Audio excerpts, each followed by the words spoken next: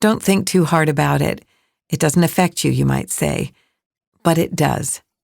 Due to this teaching that has permeated society at every possible level, an entire generation of children is becoming increasingly confused and mentally unstable. Teens are turning on their bodies in droves, from eating disorders to self-harm to denying biological sex altogether. Many are even attempting to change their sex before puberty, a biological impossibility that slews of doctors, therapists, teachers, and parents are supporting and even celebrating. This can lead children down a very painful road that causes sexual dysfunction and sterility. We need to pay attention to what is happening to the kids. If we do nothing to protect future generations from being brainwashed by dictionaries that change, we will be responsible for the loss of the meaning of the words man and woman. Understanding the purpose of sex and gender is essential to a thriving society.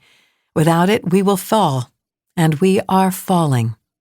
We can either clap our hands over our ears and pretend it's not happening, or we can take a stand. We can fearlessly answer the question, what is a woman, without stuttering? This is not a time to be silent. This is a time to speak, and it takes courage to do it. Because if you do, you will be accused of hating trans people, when the reality is, you love them so much you want to tell them the truth. Womanhood is a gift and a calling.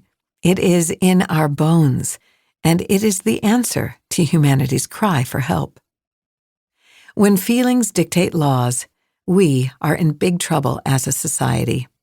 If a male can be female, then there is no longer a defense for female sororities, sports, changing rooms, boarding schools, summer camp cabins, Girl Scout tents, youth detention centers, jails, prisons, gynecologists, domestic violence support groups, rape crisis centers, lesbian associations, teenage locker rooms, elementary school bathrooms, or even girls-only sleepovers.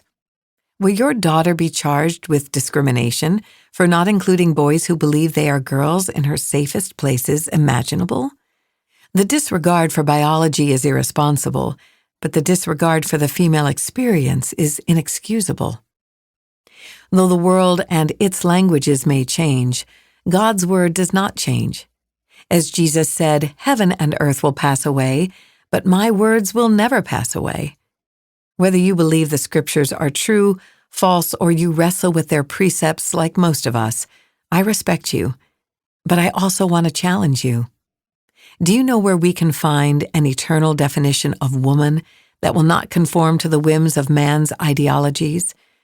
Though the history of biblical interpretation is wrought with wrongdoing and misapplication, especially about women, the original languages of the Bible still tell us who we are. In this book, we are going to weigh sex and gender as God defines them, on a scale next to the gender ideology movement that is sweeping across our nation and world. My goal is to look closely at the definitions of male, female, man, and woman that throw open doorways which enlarge rather than diminish who we are. And where womanhood has been improperly translated, I plan to severely challenge the culture's religious assumptions as well. Why do most Christians remain silent on this? They are afraid to speak the truth about sex and gender for fear of backlash. Yet Thomas Campbell challenges us. Where the scriptures speak, we speak. And where the scriptures are silent, we are silent. The scriptures are not silent on this. They are a megaphone of truth laced with love, power, and authority about the purpose of gender. By recalling the original meaning of our name, we light a flame to lead the way. My thesis is this: if we return to a biblical understanding of gender, we will attract people to it. Not only is it incredibly freeing, but God-given gender helps us rise to the calling of the day. If we uphold positive femininity and the power we carry, girls will naturally be drawn to womanhood. The same is true for manhood.